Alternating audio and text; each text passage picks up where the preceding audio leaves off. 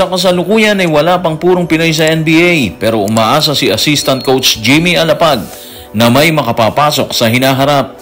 Bakit nga ba niya nasabi yan?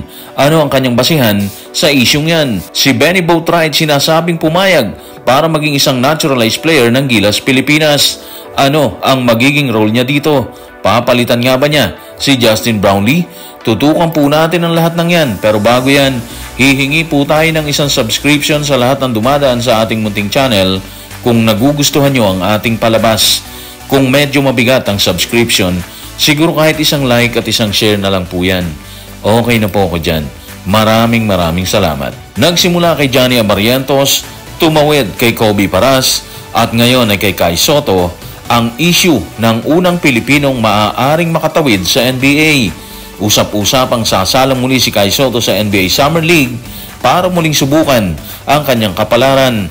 Bunga ng isyong yan, nagbigay ng kanyang pahayag si Sacramento Kings Assistant Coach Jimmy Alapag.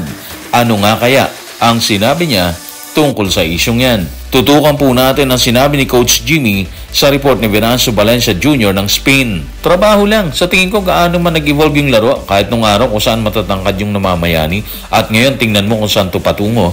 It is our game na sa tingin ko pabor para sa mga Pilipino kasi karamihan sa atin kahit paano medyo maliit. Kaya hinihikayat ko yung lahat ng mga atletang Pilipino na patuloy lang at sana makakita na tayo ng isang Pilipino dito sa NBA sa lalong madaling panahon. So katulad nung intro natin mula kay Abarrientos, pumasok si Kobe Paras at ngayon kay Kai Sotto, naghihintay pa rin po tayo ng isang purong Pinoy na papasok sa NBA.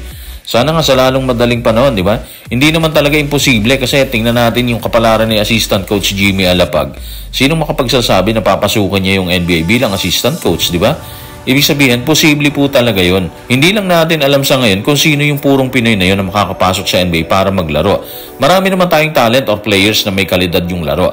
Siguro kulang lang talaga yung Pinoy sa attention ng mga scout Sa tingin ko lang parang ganun yung nangyayari. Hindi tayo priority ng mga scouter. Hindi priority ng mga nag-i-scout yung Pinoy. Hindi natin alam kung ano yung dahilan. Kasi kung talent lang naman yung pag-uusapan, ang dami magagaling na players sa atin, di ba? Ang destination kagad kasi ng scouter, kung hindi China, doon sila sa Australia. Or, of course, alam nating lahat, sa Europe.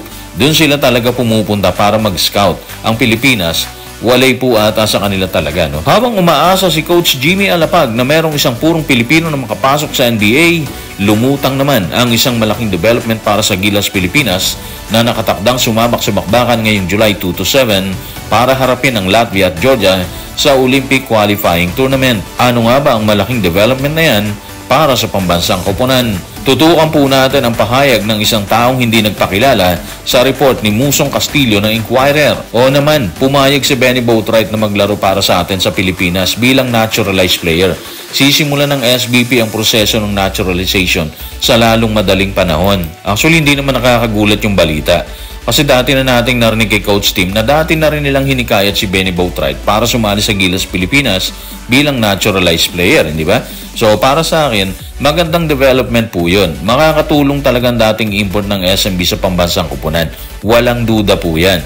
Sana lang masimulan na kagad para sakaling mga ilangan sila ng tao, mahuhugot kagad nila si Benny Boatwright. Sa ngayon, balitang nasa China si Benny kung saan siya nag-a-average ng 16 points, 6 rebounds, 1.6 assists, habang sa SMB nung naandito pa po siya, meron siyang average na 30 points, 12 rebounds at 3.5 assists. Hindi na masama, di ba? Sa posibleng pagpasok ni Benny Boatwright sa koponan ng Gilas Pilipinas, nagkaroon ng mga katanungan tungkol sa estado ng iba pa nating naturalized player, partikular si Justin Brownlee. Hinala ng ilan, baka si Boatwright na ang papalit sa resident import ng Barangay Ginebra para samahan ng Gilas Pilipinas. Ano nga ba ang totoo sa isyong yan? Papalitan na ba niya si Justin Brownlee? Tutukan po natin ang report ng Spain. Nilinaw ng source na hindi gagawing naturalized si Boatwright para palitan si Justin Brownlee na siyang itinalagang naturalized player sa ilalim ng programang inilatag ng bagong coach ng Gilas na si Coach Tim Cone. Sa halip, ang dating import ng SMB ay idadagdag sa pool ng mga naturalized player na magbibigay kay Coach Tim Cone ng mas maraming option sa pagpunta sa torneo, lalo na sa mga non-FIBA event kung saan maaaring maglagay ang Gilas ng higit sa isang naturalized na manlalaro. Okay, so malinaw po yun walang palitan na magaganap dyan. hindi ina-naturalize si Boatwright para palitan lang si Justin Brownlee. Isasama po siya sa mga dati ng naturalized player para sakaling kailanganin nilang magdagdag ng players na imported, basta may Philippine passport, kukuhanin nila yan, ipapasok nila yan. Malamang mangyayari yan sa SEA Games kung saan tayo yung champion, di ba? Alala nyo naman siguro yung ginawa ng Cambodia dati. Ang dami nilang naturalized player, ipinarada nila yun sa SEA Games. Yan yung plano ni Coach Tim Cone. Yan ang dahilan kung bakit nila kinuha ang serbisyo ni Boatwright. Idadagdag nila sa mga torneo na hindi sakop ng FIBA. Kasi sa FIBA, mahigpit po sila. Isa lang po ang kailangan nila dyan na naturalized player. So ngayon, meron tayong 4 na naturalized player. Meron tayong Jordan Clarkson, Ange Kwame, Justin Brownlee at Benny Boatwright. Kung sino ang isasabak nila sa FIBA sanction event, hindi natin alam. Kasi sa ngayon, ang malamang na alam nating lahat is si Justin Brownlee. Depende na lang po yan kung pagdating ng panahon talaga, hindi na po pwede si Justin. Malamang papalitan po yan. Kung si Jordan Clarkson, si Ange Kwame or si Benny Boatwright ang ipapalit nila dyan, walang nakakaalam po niyan. So guys, maraming salamat.